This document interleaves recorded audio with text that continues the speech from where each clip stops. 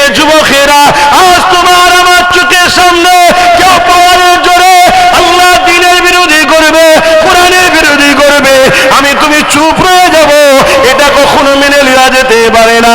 এই আসো সংকল্প নাও, ঐক্যবদ্ধ হও, আগামী দিন আমরা তাদের হাত থেকে ক্ষমতাকে কেড়ে নিয়ে আমরা নিজেরা সংগঠিত হব এবং এই জমিনের উপরে জালিমদের বিচার আমরা করব, বলো ইনশাআল্লাহ। আমি কোন এমএলএ এমপি মন্ত্রী নাকি যে বিধানসভার ভেতরে গিয়ে বলবো বা কেস করব? এক কথা বুঝছেন না, বোঝেন না? লোহা যেমন লোহা কাটতে গেলে লোহা লাগে,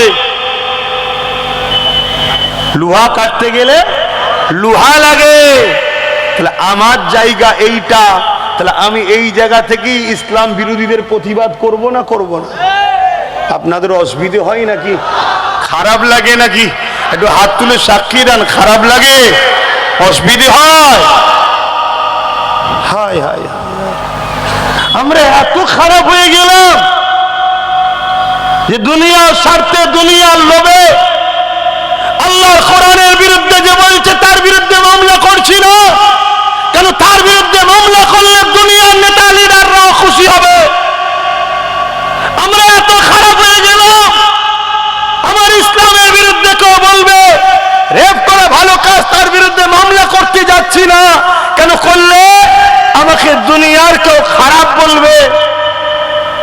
একবারও ভাবছি না আমার আল্লাহ আমাকে কি বলছে। শুনছেন তো নাকি? আমার আল্লাহ আমাকে কি বলছে একবারও ভাবলাম না। এরকম একটা ভয়ানক পরিস্থিতির মধ্যে দিয়েও আল্লাহ যে আমাদের ঘরে কোরআনের উপরে, দ্বীন ইসলামের উপরে রেখে এবং দ্বীনি মাহফিল আলোচনা করার তৌফিক দিয়েছেন এবং ওই মাহফিলে এসে বসার আল্লাহ তৌফিক দিয়েছেন, সকলে জবান খুলে একটা বার বলুন আলহামদুলিল্লাহ। মনে রাখবেন, এ দুনিয়া আমাদের জন্য চিরস্থায়ী নয়। আজ আছেন, কাল নাই, চলে যেতে সবাই কি হবে। এই দুনিয়া হলো আমাদের জন্য পরীক্ষার জায়গা। আল্লাহর পক্ষে, রসুলের পক্ষে, কোরআনের পক্ষে, ইসলামের পক্ষে আমাদেরকে থাকতে হবে। আর যুগে যুগেই আল্লাহ কোরআনের পক্ষে, রসুলের পক্ষে, ইসলামের পক্ষে যারা ছিলেন তাদেরকে হাজারো কঠিন মুসিবত দিয়ে আল্লাহ পরীক্ষা নিয়েছে। কিন্তু আমার আল্লাহ দুনিয়াকে এটাও দেখিয়ে দিয়েছেন, যারা আমি আল্লাহ আমার প্রেমিক হয়, আমার হাবিবের প্রেমিক হয়, তাদের উপরে দুনিয়া যতই অত্যাচার করুক না কেন, আমার প্রেমিকদের ঘরে আমি আল্লাহ আমার থেকে, আমার হাবিবের থেকে টেনে নিয়ে কখনো জালিম অত্যাচারী শয়তানের অনুসারীরা শয়তানের রাস্তায় নিয়ে যেতে পারেনি। জোরে বলুন সুবহানাল্লাহ। আজ আমাদের উপরও নানান দিক দিয়ে আল্লাহ পরীক্ষা নেবে। মনে রাখতে হবে, নিঃশ্বাসের কোনো বিশ্বাস নাই, আজ আছি কাল নাই। আল্লাহ নানান দিক দিয়ে, কখনো বিমার দিয়ে, কখনো অভাব দিয়ে, কখনো রোগ দিয়ে, কখনো গরিবি দিয়ে, কখনো সন্তান কেড়ে নিয়ে, কখনো বাপ মা স্ত্রী স্বামীকে, বিভিন্ন দিক দিয়ে আল্লাহ পরীক্ষা নেবে।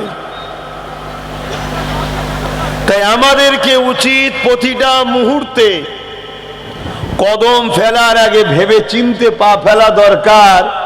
আমি যেদিকে যাচ্ছি, যে কদমে পা আগাচ্ছি, এতে আমার আল্লাহ রাজি না বেজার। যদি আল্লাহ নারাজ হয়, আপনাকে যদি ভারতের মাথাতে মাসনাদও বসার রাস্তা দেয়, ও রাস্তাকেও আপনাকে ঠোকর মারতে হবে। কেন ইতিহাস বলছে দেশের মাথায় যারা বসেছে তাদেরও মৃত্যু হয়েছে। আল্লাহ আপনাকে পরীক্ষা করবে। যদি কেউ আপনাকে টেনে আল্লাহ রসুল থেকে সরিয়ে আরবপতি বানাতে চায়, তথাপি আপনাকে ওই রাস্তা থেকে দূরে সরে আসতে হবে। যদি আপনাকে কেউ কামানের সামনে দাঁড় করিয়ে আল্লাহ রসুলের বিরুদ্ধে নিয়ে যেতে চায়, ওই মুহূর্ত আপনাকে আল্লাহ রসুলের প্রেমে পরীক্ষা দিয়ে জানকে কুরবানের জন্য প্রস্তুত নিতে হবে। তবে আমার আল্লাহ যদি চায়, কামানের সামনে থেকেও আপনাকে বাঁচাতে পারেন। জোরে বলুন সুবহানাল্লাহ। আরো জোরে বলা যাবে না?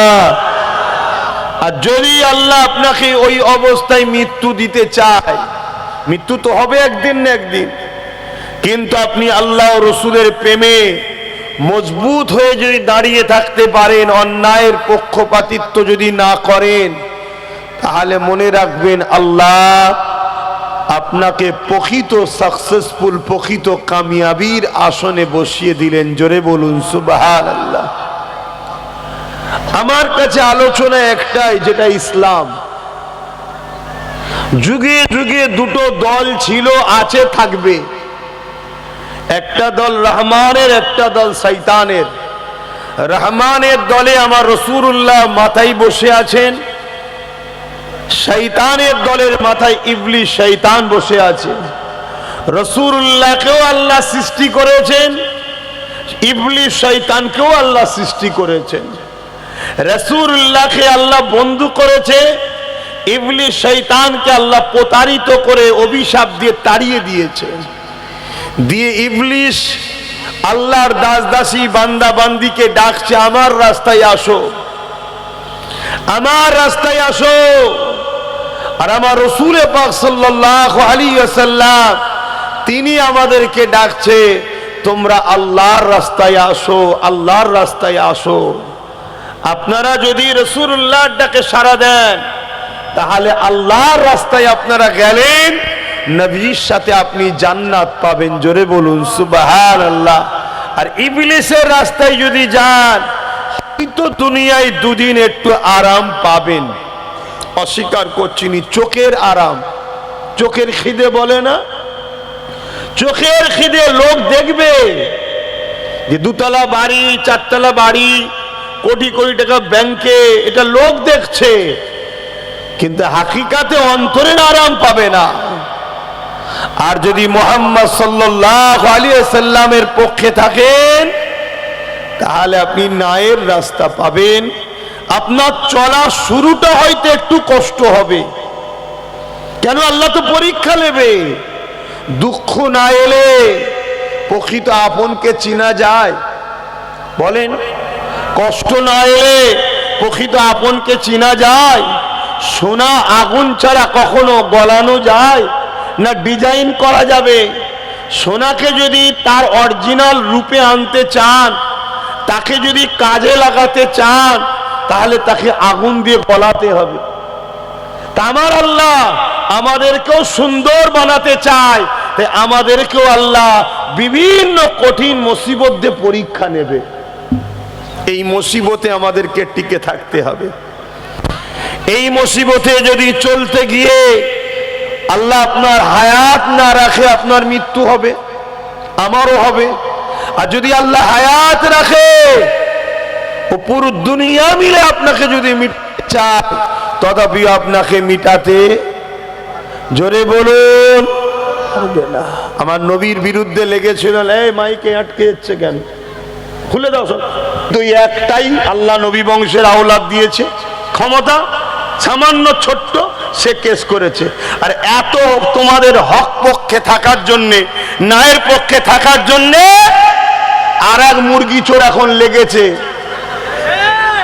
বাকি সব জায়গায় যা হচ্ছে হোক গে যা, এইটাকেই চাই। কথা বুঝছেন না, বোঝেন না? কিন্তু আমি জানতে চাইছি, আমরা সবকিছুকে বাজি লাগিয়ে হলো এই চ্যালেঞ্জকে অ্যাকসেপ্ট করতে রাজি আছেন না নাই? জোরে বলুন, আছেন না নাই? আমরা দেখতে চাই যে মসজিদ মাদ্রাসা কোরআনের দুশমনের কত পাওয়ার রয়েছে, আর মুহাম্মদ রাসূলুল্লাহর গোলামদের কত পাওয়ার আছে। আমরা দেখতে চাই তোদের যদি 1 লক্ষ বুলেট থাকে, আলহামদুলিল্লাহ আমরা 1 লক্ষ বডি দিয়ে, জানকে দিয়ে গুলি খেয়েও আমার রসুলের ইসলামের দুশ্মনদের বিরুদ্ধে লড়াই চালিয়েছি, আগামীতেও চালাবো, বলুন ইনশাআল্লাহ। ভাইয়ের আমার, খুব মাথায় ঢুকান। আপনি বলবেন হুজুর আপনি কি ওয়াজ করছেন? হুজুর ওই ওয়াজ করছে ফেরাউন যা করেছিল মুসা নবীর বিরুদ্ধে, ওইটাই বুঝাচ্ছি। আজকের ফেরাউন গুলো আমার নবীর দিনের বিরুদ্ধে লেগেছে। নমরুদ যে কাজ করেছিল ইব্রাহিম নবীর দিনের বিরুদ্ধে, আজকের নমরুদ গুলো সেই কাজ করছে। বোঝো ভাই, কি গো, আমার রসুল পাক সাল্লাল্লাহু আলাইহি ওয়াসাল্লাম রেখে গেলেন 3টে জিনিস, কিতাবুল্লাহ, সুন্নতে রাসূলি ও আহলে বাইতি। কটা জিনিস রেখে গেছে? বলুন বলুন বলুন। কিতাবুল্লাহ, সুন্নতে রাসূলি ও আহলে বাইতি, 3টে জিনিস রেখে গেছে। একটা হলো পাক কালামুল্লাহ শরীফ, দ্বিতীয় হলো রাসূলুল্লাহ সুন্নাত, 3 নম্বর হলো নবীর আহাল পরিবার খানদান। আমার কোন ভাই হয়তো মনে মনে চিন্তা করবেন যে রাসূলুল্লাহ হাদিসের কথা তো বলেছে, যে কোরআন ও হাদিস রেখে গেলাম, কোরআন ও হাদিসের ওই কথাটাও মানি আমরা, কিন্তু এটা সিয়াসাতটা হাদিসের মধ্যে নয়। কথা কিছু বুঝছেন? তাই 3টে জিনিস রেখে গেছে, কিতাবুল্লাহ, সুন্নতে রাসূলি ও আহলে বাইতি। আপনারা এত ডিপ বুঝবেন কি জানি না, উলামারা বুঝতে পারবে। সব সুন্নাত হাদিস, সব সুন্নাত হাদিস, কিন্তু সব হাদিস নবীর সুন্নাত নয়। কিছু বুঝাতে পারলাম? তাই নবী বলেছেন মান আহাব্বা সুন্নতি, মান আহাব্বা হাদিসি বলেনে, মান আহাব্বা সুন্নতি, আমার সুন্নাতকে যে ভালোবাসলো, ফাকাদ আহাব্বানি, সে আমায় ভালোবাসলো, যে আমায় ভালোবাসলো, কানা মাই ফিল জান্নাত, আমার সঙ্গে জান্নাতে যাবে। কেন? সব হাদিস নবীর সুন্নাত নয়, কিন্তু সব সুন্নাতটাই নবীর হাদিস। একটা হাদিস দিয়ে আরেকটা হাদিসকে নবী রদ করেছে, বাতিল করেছে। বাতিল বলে ওটাকে হাদিস অস্বীকার করলে ঈমান চলে যাবে, ওটাকে হাদিস বলে সম্মান করতে হবে, কিন্তু ওর উপরে আমল গ্রহণযোগ্য নেই, আমল করতে পারা যাবে না। যেমন রসুল বললেন কবর জিয়ারত করতে যেও না, কবরের কাছে যেও না, এটা হাদিস না? হাদিস নয়, জোরে বলুন। কিন্তু পরবর্তীতে নবী নিজে আম্মা আমেনা হুজুরের কবর জিয়ারত করে প্রমাণ করে দিয়েছে জিয়ারতটা কিভাবে করতে হয়। এটা হাদিস এবং নবীর সুন্নাত নিজেও করেছে। জোরে বলুন সুবহানাল্লাহ। তাহলে আগেরটা হাদিস না? হাদিস নয়, ওটাকে কিন্তু অস্বীকার করলে ঈমান, কিন্তু ওটার উপর আমল চলবে না। কেন? ওটাকে রদ করেছে নবী আরেকটা হাদিস দিয়ে। এবারে বলেন কেন রদ করেছে? কারণ হচ্ছে তখন কবর নিয়ে বাড়াবাড়ি হতো, কবর নিয়ে শরিয়ত বিরোধী বাড়াবাড়ি হতো। তাই রাসূলুল্লাহ বললেন খবরদার যাবে না, পুরো মানা হয়ে গেল। তারপরে নবী বলছে যাবে, এই সিস্টেমে যাবে। কথা মাথায় ঢুকছে? এত ডিপ তো আপনারা বুঝবেন না, এটা উলামারা বুঝবে। তাই রাসূল বললেন 3টে জিনিস রেখে গেলাম, কিতাবুল্লাহ, সুন্নতে রাসূলি ও আহলে বাইতি। আমি আজকে ভাঙড়ের মানুষকে জানতে চাই, এখান থেকে সোশ্যাল মিডিয়ায় মুমিন মুসলমানদের জানতে চাই যে রাসূল সারা জীবন আমাদের জন্য কেঁদেছে, আজও কাঁদছে, কিয়ামতের দিনে কাঁদবে, শাফাআত করে জান্নাতে নিয়ে যাবে। সেই রাসূলুল্লাহ রেখে যাওয়া কোরআন আজকে কেউ মিথ্যাচার করবে, আমরা কি খামোশ বসে থাকবো? জোরে বলুন, বসে থাকবো? অতএব কেউ আমার নবীর ইসলামের বিরুদ্ধে করবে, আমরা কি চুপচাপ বসে থাকতে পারবো? তাহলে আমরা এই সংগ্রাম করব।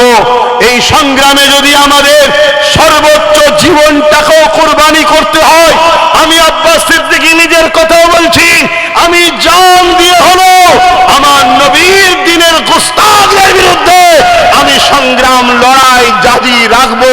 আপনারা কারা আমার সঙ্গে একমত আছেন? হাত তুলে দেখান। আল্লাহু আকবার, আল্লাহু আকবার, জোরে বলুন আল্লাহু আকবার।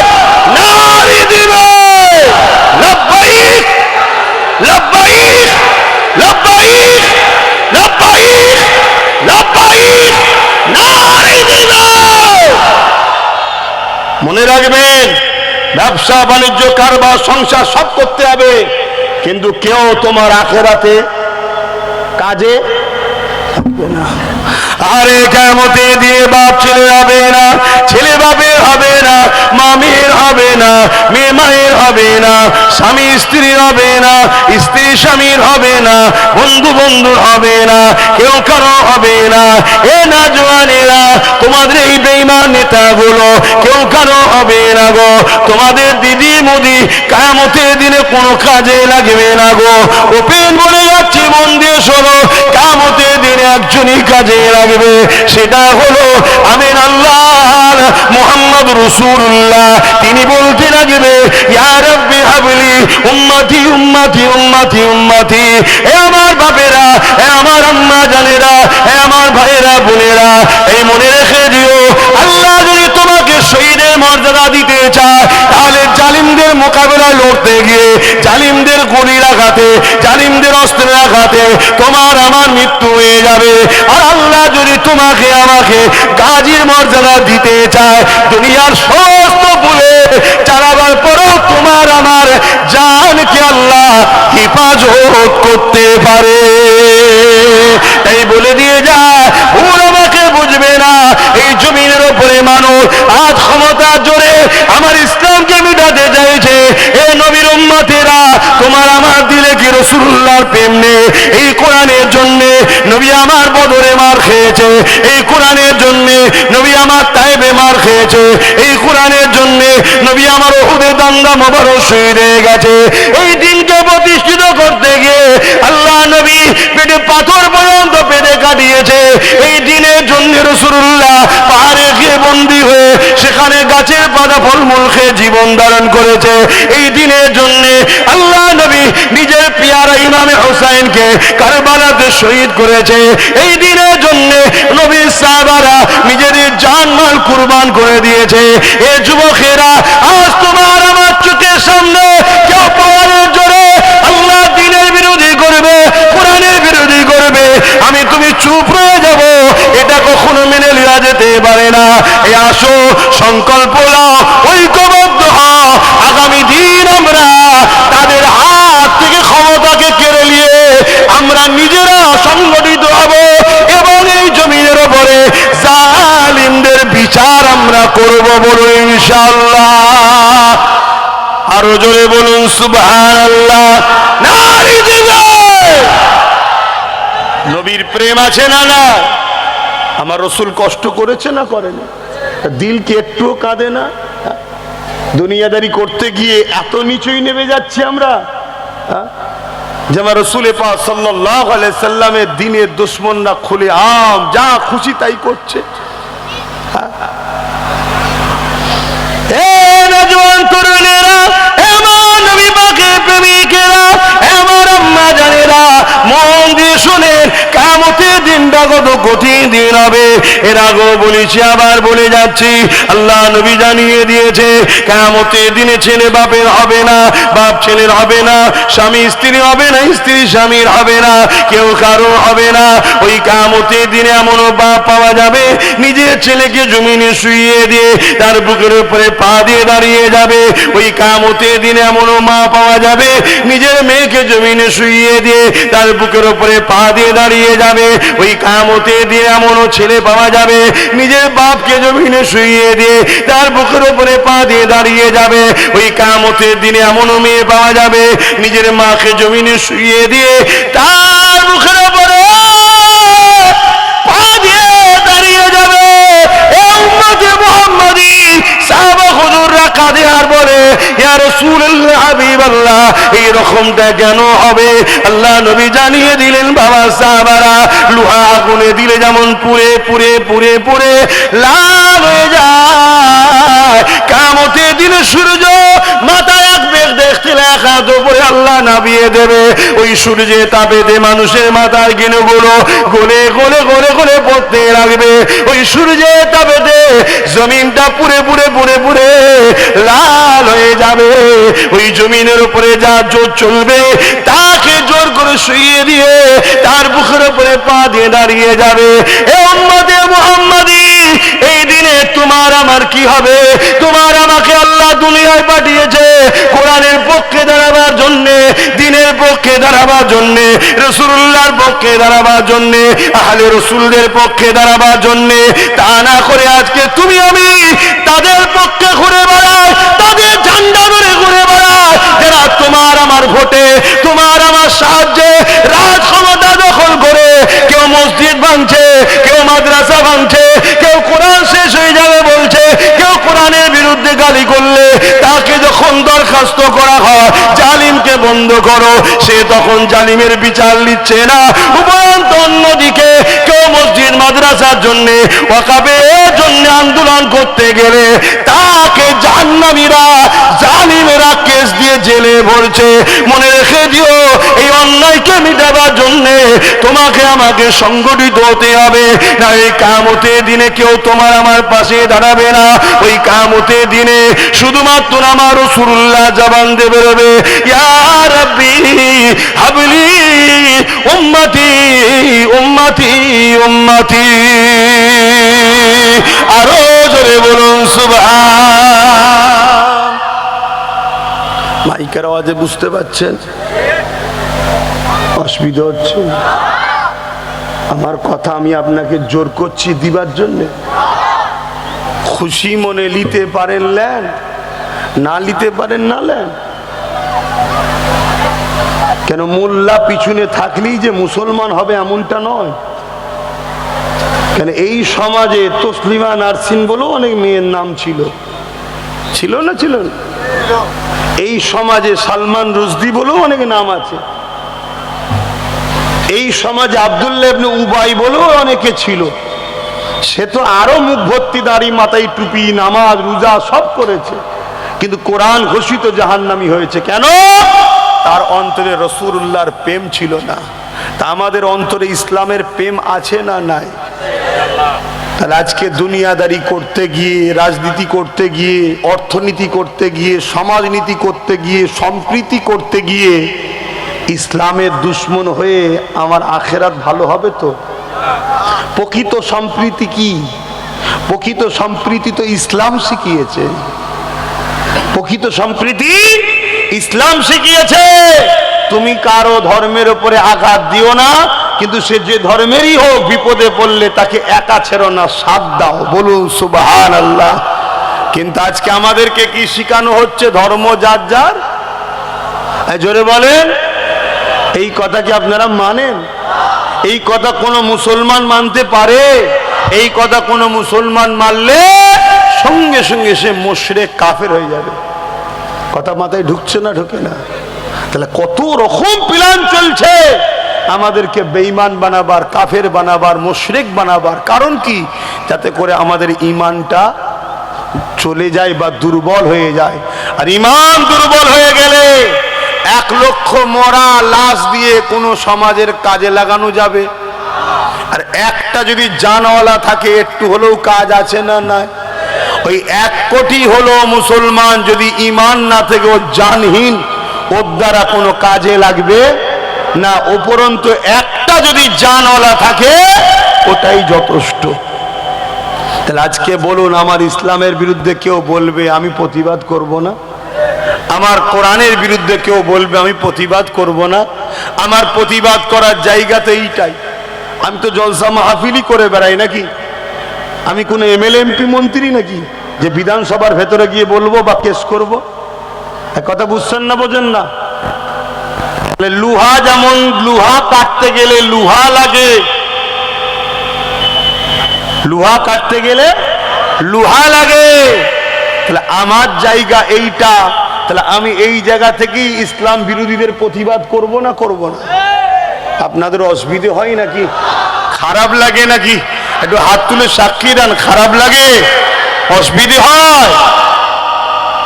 হায় হায়, আমরা এত খারাপ হয়ে গেলাম যে দুনিয়ার স্বার্থে, দুনিয়ার লোভে আল্লাহর কোরআনের বিরুদ্ধে যে বলছে তার বিরুদ্ধে মামলা করছি না। কেন? তার বিরুদ্ধে মামলা করলে দুনিয়ার নেতা লিডাররাও খুশি হবে।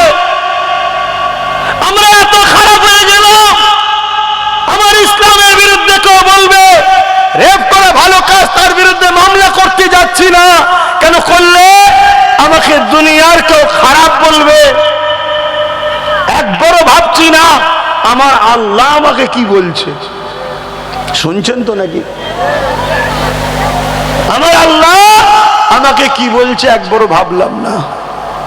অথচ আল্লাহ আমাকে আপনাকে বানিয়েছে, দুটো হাত আল্লাহ দিয়েছে, দুটো কান আল্লাহ দিয়েছে, দুটো পা আল্লাহ দিয়েছে, জিন্দেগি আল্লাহ দিয়েছে, নিঃশ্বাস এখনো চলছে আল্লাহ দিয়েছে। এ যুবকেরা, তরুণেরা, এই দুনিয়ায় দাদা পীরে আওলাদে নবীর খানদানে আমি এসেছি, এটা আমার আল্লাহ দিয়েছে। আজকের দিনে ভাঙড়ের জমিনে এই যে জলসা করতে এসেছি, এত হাজার হাজার মানুষকে জড়ো আল্লাহ করিয়েছে। এদের কাউকে বিরিয়ানি দিয়ে আনা হয়নি, আনা হয়নি, এদের কারো কাজ আটকে দেবো বলে আনা হয়নি। এরপরেও মনে রেখে দিও, এই জমিনের উপরে কতদিন বাঁচবো এ ফয়সাল আমার আল্লাহ পাক করেছে। দুনিয়ার কারো ক্ষমতা নাই আমার কোনো ভালো ক্ষতি করতে পারে। আমার যেটাই হবে সব কিছুর পিছনে আমার আল্লাহ পাকের কুদরতি ক্ষমতা রয়েছে। তবে আমার কর্মের ফল হবে। আমার যদি খারাপই হয় ওটা আমার কর্মের দোষে হবে, আমার যদি ভালো হয় ওটা আমার আল্লাহ পাকের পক্ষ থেকে কর্মের ফলে হবে। এ যুবকেরা, তরুণেরা, এ আমার নবী পাকের প্রেমিকেরা, এ আজকে বলে দিয়ে যায় সারা জীবন যে নবী আমার কেঁদেছে, সেই নবীর ইসলামকে আজকে মিটাবার জন্য এক